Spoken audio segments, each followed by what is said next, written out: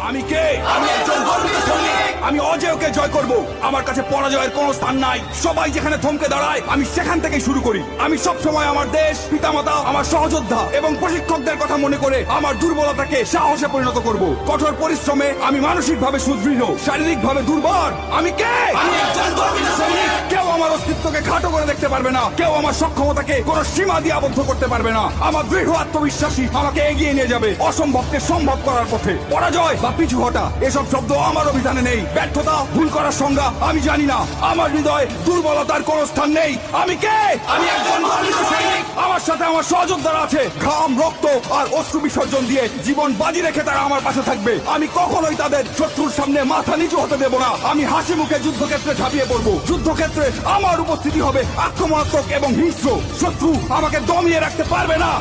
আমি কে? আমি একজন গর্বিত সৈনিক। আমি যুদ্ধক্ষেত্রে শুধু বিজয়ের অর্থ বুঝি। পরিস্থিতি যতই খারাপ হোক না কেন, আমার হাত পা গুলো দুর্বল হয়ে পড়লে আমার মানসিক শক্তি আমার শরীরকে এগিয়ে নিয়ে যাবে। কিন্তু আমি কখনোই আত্মসমর্পণ করব না। আমি সর্বদা আমার দেশের সম্মান, গৌরব এবং মর্যাদা সমুন্নত রাখবো। আমি কে? আমি বাংলা মায়ের একজন গর্বিত সৈনিক। দেশ আমাকে স্মরণ করবে, ইতিহাস আমাকে স্মরণ করবে। আমি কে? আমি একজন গর্বিত সৈনিক। আমি কে? আমি একজন গর্বিত সৈনিক। আমি কে? আমি একজন গর্বিত সৈনিক।